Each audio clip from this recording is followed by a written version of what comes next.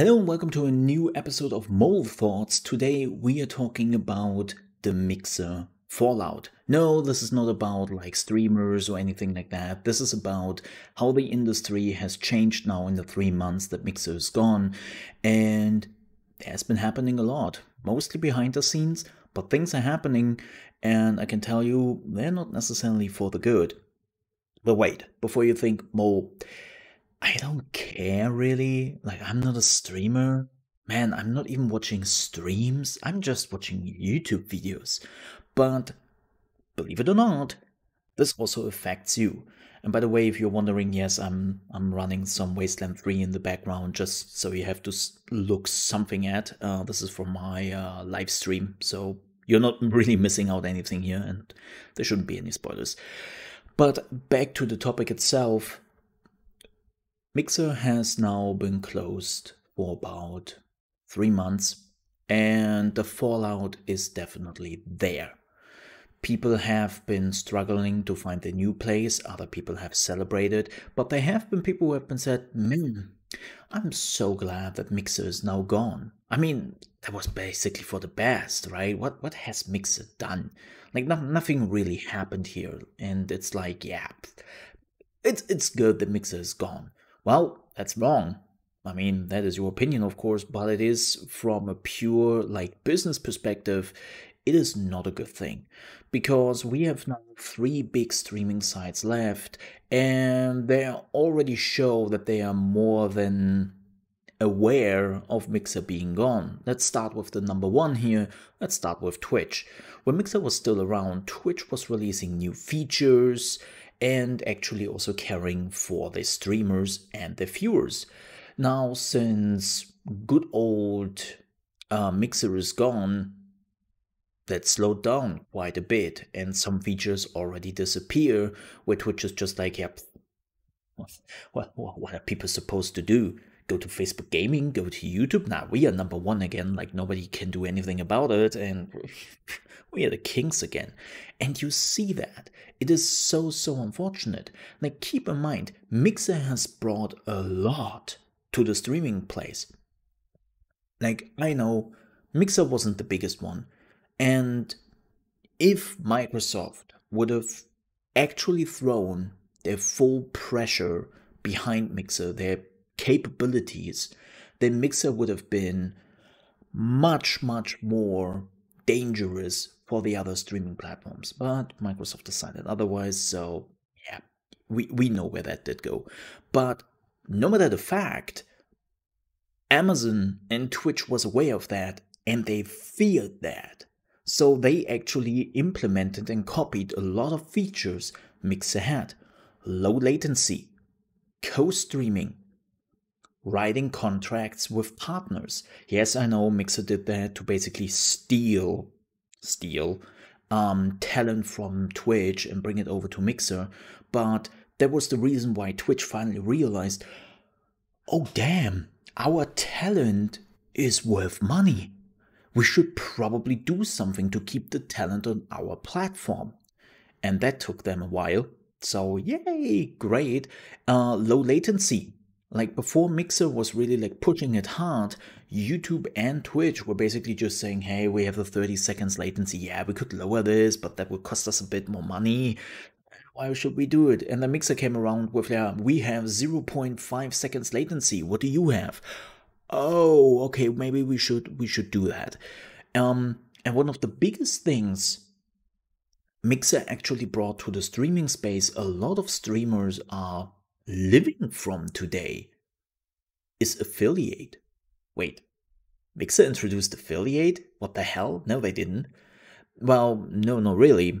But what they did is, they did steal the bottom line from Twitch. More and more smaller streamers were just mass exodusing from Twitch and were leaving to Mixer, because they were clearly saying, hey Twitch, I don't really see me growing here. I don't really see to go anywhere. I will probably never reach partner. Why should I stay with you? You don't care for me. You don't do anything for me. I can go to Mixer, at least I have a chance there, and I can just do my thing. And Twitch saw that. Twitch sees the numbers. And they were like, damn, our bottom line is eroding. What do? Well, let's introduce affiliate. Yeah, sure, it doesn't really makes us too much money. It will not make like the creator too much money, but at least we are creating like a little bit of cloud, a little bit of hope that at some point they can make it, and that money is actually helping them out a little bit, so chances are higher that they are sticking around. And boom, that is exactly what happened.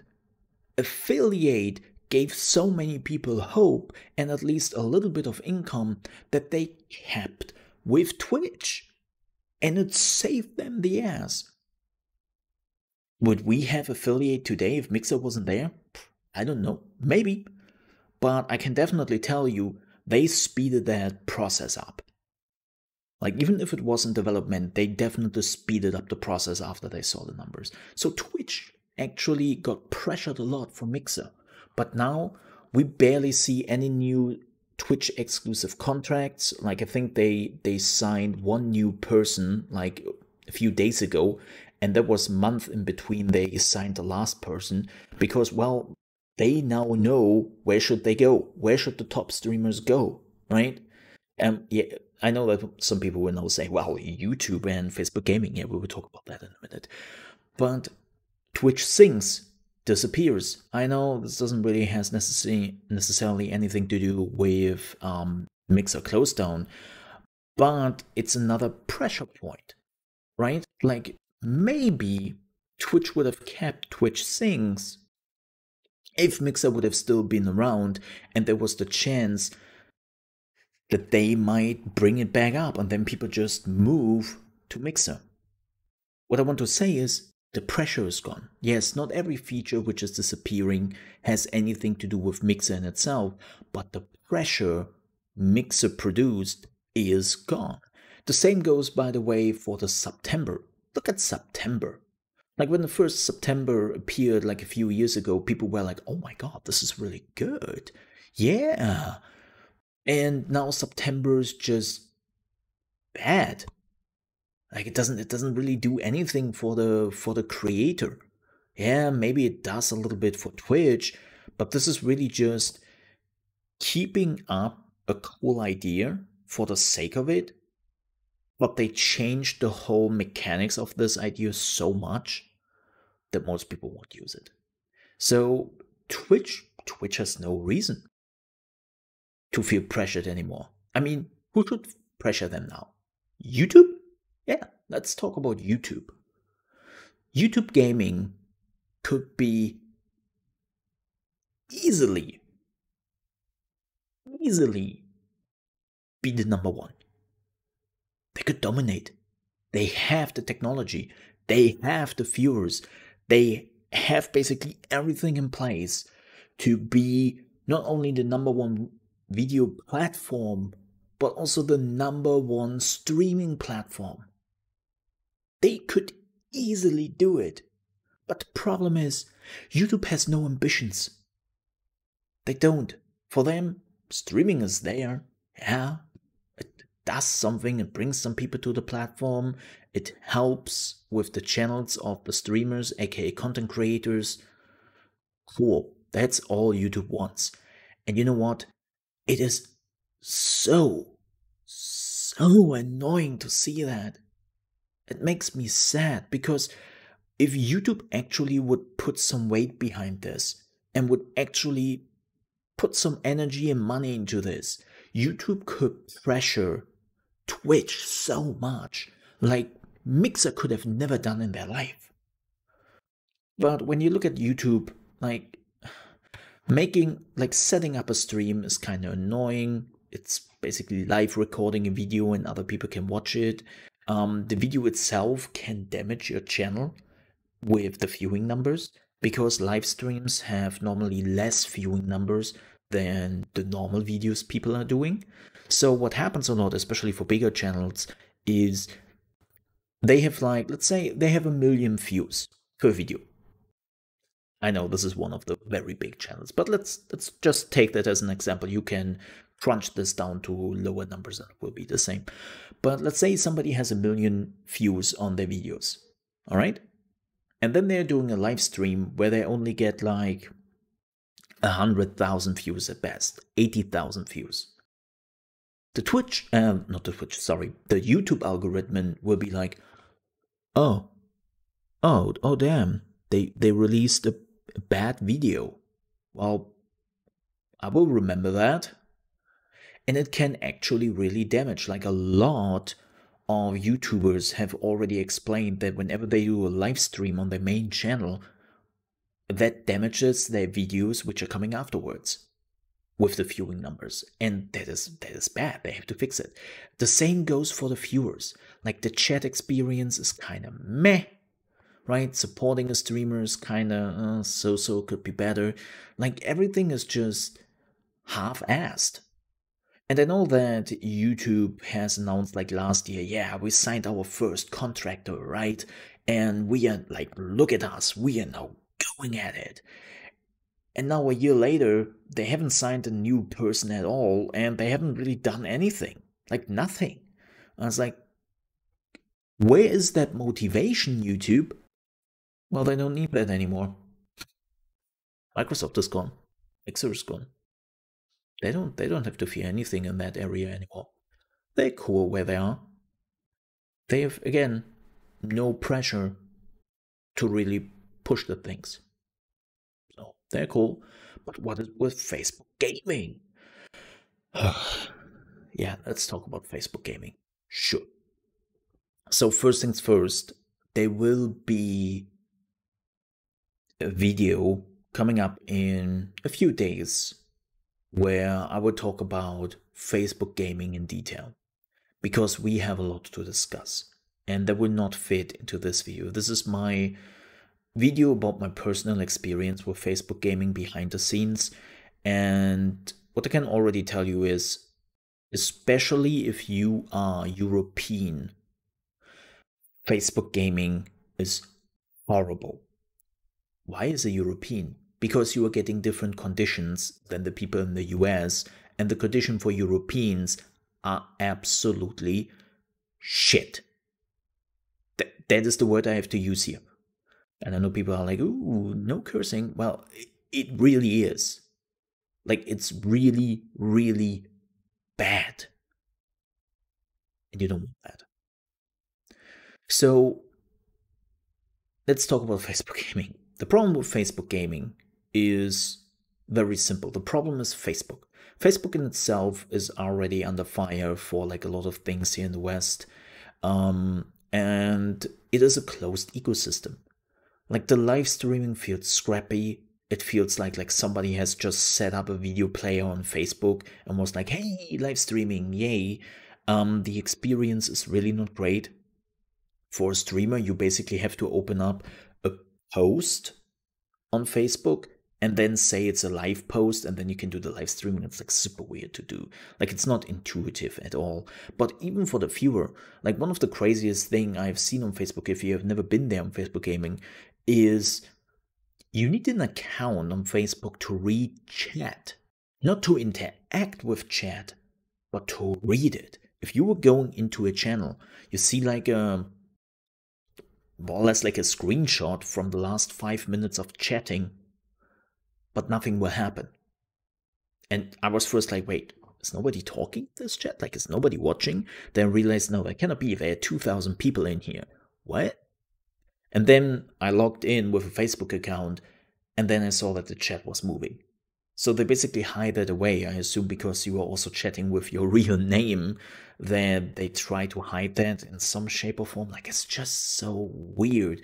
And also, one very important thing we have to note here, I know that a lot of people love to point out Facebook's number, but I always like to point out at this point, you have probably not read the news last year in October, November, where Facebook agreed to pay $40 million to YouTubers who came over from YouTube to Facebook because Facebook promised them that they would make more money through advertisement on Facebook.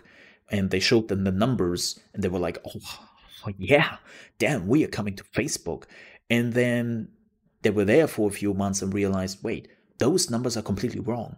they lied to us. So they were trying to bring this in front of a court, and Facebook was like, slow down there. Like, we don't really want a judge or a court really look at our numbers here. So how much money do you really want?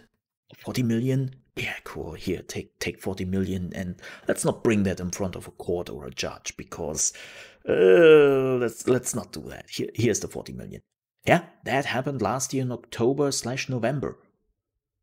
And it's like, if you already know that a company like this exists and try to hide their real viewer numbers and their real numbers, like, whenever I see a report of like, oh my god, Facebook's numbers are growing, I already know that those numbers are probably completely wrong.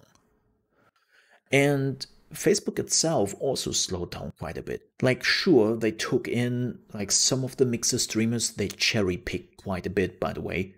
Like, they cherry picked quite a bit. And for everyone else, they basically just told them, well, eat it or get lost. Right? And Facebook is just too much the Apple of streaming. They're the Apple of streaming because they're making sure that everything is in an enclosed ecosystem and everything is just going Facebook's way. And as a content creator, you probably don't really want that in the long term. And so we have a problem. And now you might ask, okay, where do I watch content? Where do I produce content? Well, Twitch, Facebook Gaming, or YouTube. Mixer is gone. And I can already tell you that Twitch will probably become more complacent if there is not a new contender appearing, that YouTube will be fine with where they are right now, and they're just moving on from that. And Facebook Gaming is still trying to reach as many people, but because they're an enclosed ecosystem, a lot of people are not interested, so Facebook is just cannibalizing their own community, which is fine. But you also want to get like new people to the ecosystem, and right now, with all the issues Facebook has and Facebook Gaming has, it's just like that would take years, maybe even decades, if at all. And yeah, the fallout is there. And for content creator and even a viewer, it doesn't get better. And that is really unfortunate. So, is there an advice?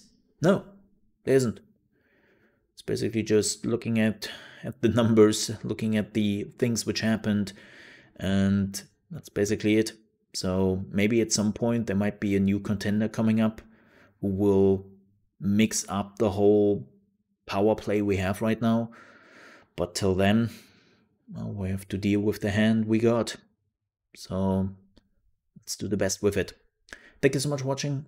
If you want to see more gaming news and more analysis, definitely check out my Twitch channel from Monday to Friday, starting at 8 AM ET at twitch.tv/chaosmole, where we are also partnered with Twitch. With that said, thank you so much for watching. Bye bye.